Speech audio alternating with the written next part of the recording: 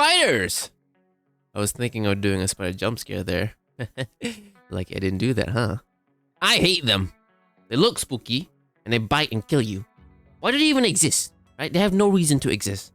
Lizards do the same thing they do, right? They eat bugs, but unlike spiders, they're cute. But the spider we're talking about here is a different kind. The kind that is made of metal, stands at, I have no idea, meters or feet, and only has 2 legs.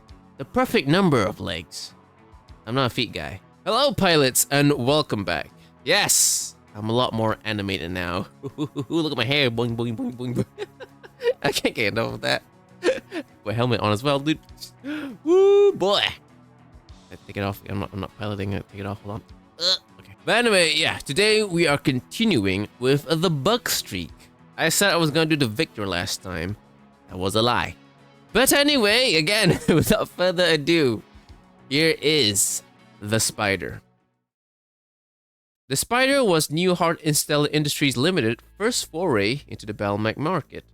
The company was known for their Trident aerospace fighter, which was used by the SLDF as their main planetary defense fighter, later as ground attack. When the SLDF sent out a tender for a mech to be used by the elite commando forces, such as the Blackhearts, Newhart sent in their Spider and was immediately accepted. They were already developing it and were at the early stages of mass producing the Spider before the tender came in, and the mech already far exceeded the requirements that were specified. And so, when they submitted a design, there was no contest by anyone else. Now, from how it was stated in the TRO, the Spider got its name from the web-like pattern in its frontal armor. I feel like that kind of implies it had like a different name before, but you don't know. The Spider is built upon the Newhart 1200 chassis rated for 30 tons. It is powered by a Pitman 240 engine, giving it 130 km per hour. The most renowned aspect of the Spider is its jumping capabilities, with 8 Pitman LFT-10 jump jets giving it 240 meters of jumping distance. It is covered in 3 tons of Duralax light standard armor and is only armed with 2 Abadovi Mark III medium lasers. Communication is done with the OP500A and targeting is done with the OPTA1240 computer. Cooling all these down are 10 single heat sinks. One of the requirements for the tender was the ability to do extended operation. In order to achieve this, Newhart used the most reliable parts available to keep maintenance low. For example, the Abadovi lasers in the chest were chosen over the cheaper Martel lasers due to their durability.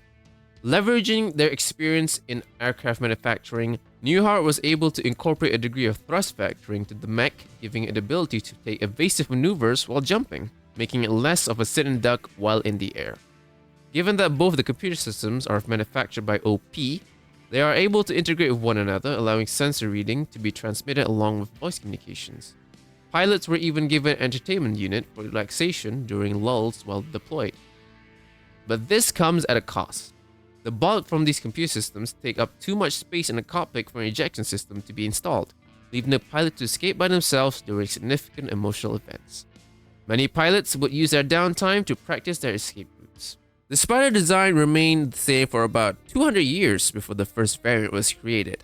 In 2850, the Dakota's Combine started to field the 5K. They modified the original Newhart design by removing 2 jump jets and one of the lasers for 2 machine guns on the arms and an extra 0.5 tons of armor. This variant is mostly used for anti-infantry duties or by militia units. 3 years later, the Davions released the 5D. This one is a rather simple refit, with one of the mediums replaced with a flamer and an extra 0.5 tons of armor. One particular Davion pilot was Captain Rhonda Stilston, who, for over 2 decades, operated in the Sun Combine border with a bright red Spider. When engaged with heavier class forces, instead of leaving them for some of their own sizes, she would stand her ground and fight. Jeremy L. Lewis, a Wolf Dragoons pilot, he is one of the few pilots there for the Spider. His own was personally given to him by Jamie Wolf himself. Andrew J. Silverstein II, a mercenary with a mysterious background. No one knows where he comes from or where he got his training. They just know that he's a good Spider pilot, albeit a bit reckless. His personal mech is for whatever reason not fully repaired since the targeting system keeps breaking on him. Then we have Lieutenant Gwendolyn Snedicor of the Eridani Light Horse. Talented in reconnaissance and raiding, It is rather ironic that she is good at piloting the spider, considering her severe arachnophobia.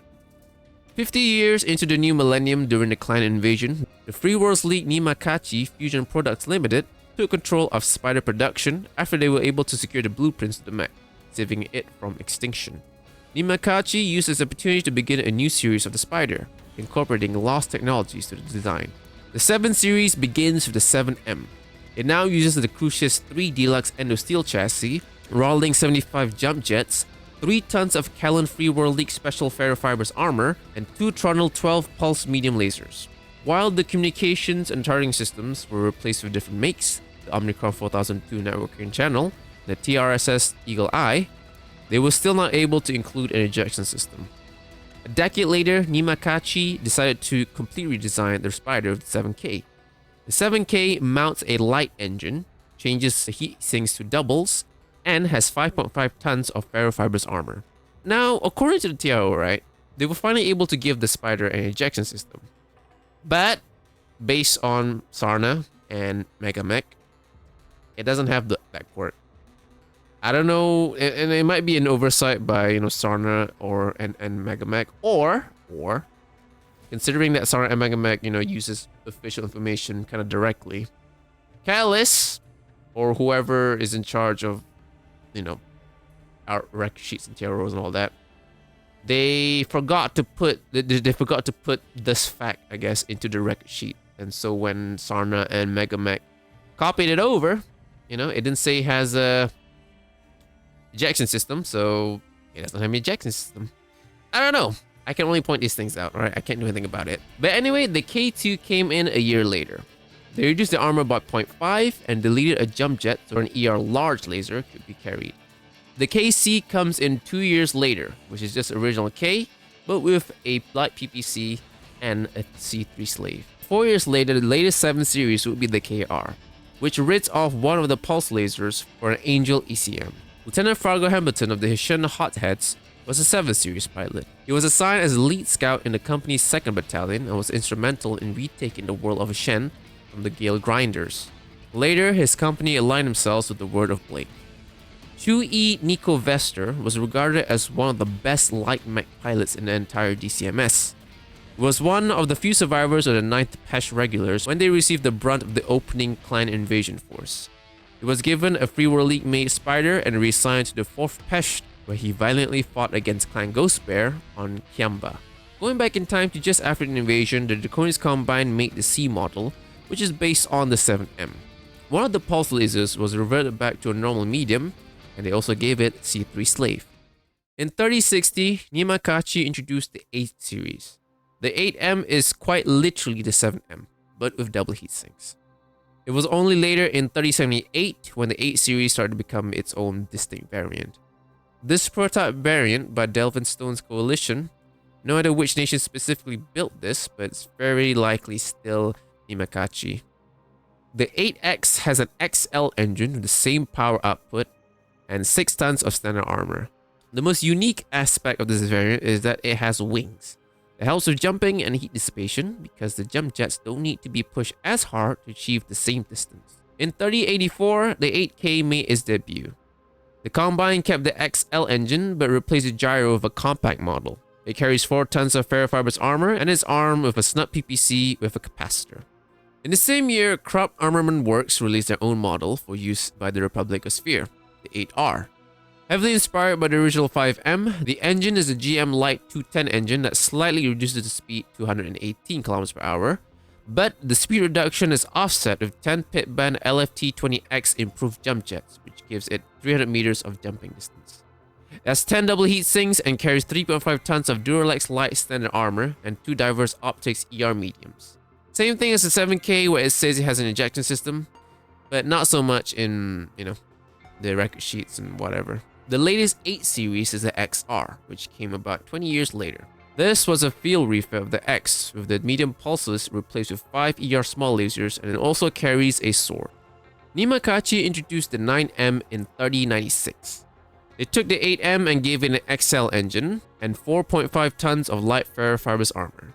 Nimakachi was not willing to use clan technology yet, so they gave it 2 variable speed medium lasers. which can do damage up close, but is outranged by a lot of weapons of the era. Technician Zoran Haig was a pilot of one. He grew up in the Rim Territories Pirate Nation before escaping with his spider named Betty and joining Comstar. But after Grey Monday and the attack on the Order by the Republic Sphere, Haig ran away again, this time with nothing but his clothes and a bunch of classified Comstar files that he could use to buy his way out of, well, anything. He now lives a paranoid life, constantly changing his identity and sleeping with a gun in hand. Currently, he works at a small mercenary command, piloting a Spider 9 he named Betty 2. The latest model of the Spider is a 10K, introduced in 3143. It is largely similar to the 9M, but is cladded in 4.5 tons of ballistic reinforced armor, which is basically what we do to our tanks in real life. We put on ERA on it, we put on caging on it, we put on, extra composite armor on it. That's basically how I understand ballistic reinforced armor. But anyway, other than that, it carries a single re-engineered large laser, which is a large laser that can ignore certain types of armor and do full damage. The Spider was never built in high numbers, even during the Starleague era. Its very specific purpose as a special operations machine kept the total number low. When Stefan and Maris launched his coup, many, if not all, New Heart factories were destroyed, rendering the Spider as a limited and endangered design. Throughout the many succession wars, the already low number of Spiders dwindled. There were many raids or offensive operations undertaken by all states just to secure the remaining Spiders and their parts. The mech was finally saved when the Free Worlds League discovered a Starleague cache with multiple Spiders and a copy of its blueprints. The design rights was given to Nimakachi, and the company restarted production of Spiders, albeit at a very low output rate of 16 mechs per year. The League was content with the number of Spiders they had and was not willing to invest in a larger production line. But fortunately for Nimakachi, there was another market that was interested in the design. The Draconius Combine was lacking in light mech production and thus ordered a large number of Spiders. Eventually, the Combine and the Free World League signed a production contract, and Nimakachi would open up a new production line in Lampida 2 to serve the Combine's need for light mechs. This partnership later would result in the Combine C model and the Venom light mech. Later, after the liberation of Terra from the Word of Blake, Krupp, I don't think it's the same one as this one, but who knows? But anyway, Krupp was given the opportunity to supply the Knights of the Sphere with a fast recon mech. The company decided the Spider was the best model that fits the bill, and more importantly, something they could produce at a mass scale even with their damaged factory at Budapest. The company purchased the Jihad era 8X model and reverse engineered it into the 8R. The streak continues, everyone! More bugs! How many more are there? Plenty more, probably, I don't know. We're keeping it up, I'm committed. The Spider! I have nothing to say about it, unfortunately. I've never used it in Battletech or in Mech Warrior. I faced them plenty of times. They jump around a lot, and other than that, I got nothing note to say. They're light mechs that jump around, and light mechs, you can destroy them in like 2-3 minutes if you keep shooting them, But yeah, I've never used them. Like when I play Battletech, I just tend to use the same things over and over again. And speaking of which, I haven't been able to play Battletech in a while, or just Mega Mech even. Even if I do, I don't really experiment around. Like I keep using whatever the shtick is that I've decided. Like if you remember, I have a mercenary company named Diana's Bogateers, and the shtick is that they only use gladiators for most things.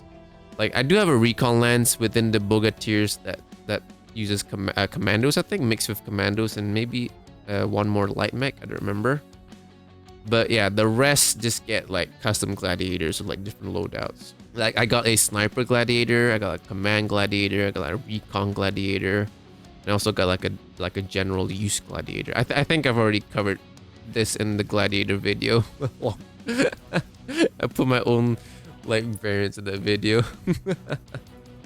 But anyway, yeah. I also got another campaign where I run a company in the Tikhonov Guards, where I strictly use Capellan mechs only. I mean, like one of them has been piloting a Vindicator for like 20 years. You switch variants, of course. You start with a 3L, I think. The first Vindicator with stealth armor, and then I gave him a 4L, and then now he's on a 6L. But yeah, long story short, I don't really experiment with the entire list of mechs. I mean, have you seen the list? There's a lot. But that's been that, and that's been me. Please do consider leaving a like and subscribing if you'd like to see more lore vids. If you'd like to support the fleet, please do consider joining the Elite Pilots membership. You get my thanks and a bunch of badges. I got Discord and Twitch where I play games, where I stream games, but I also stream games here, multi-streaming. And yeah, I am a full-fledged VTuber now. Wait, I've already showed the helmet thing. Ooh, I could put a helmet on. Take it off again. But yeah, I'm a full-fledged VTuber now, but it won't really change much. And for the lore side, it won't change much anything. I mean, aside from, you know, see the model moving around. I mean, I don't think when the gaming side won't change much anyway. The streaming side won't change much anyway. At least for now.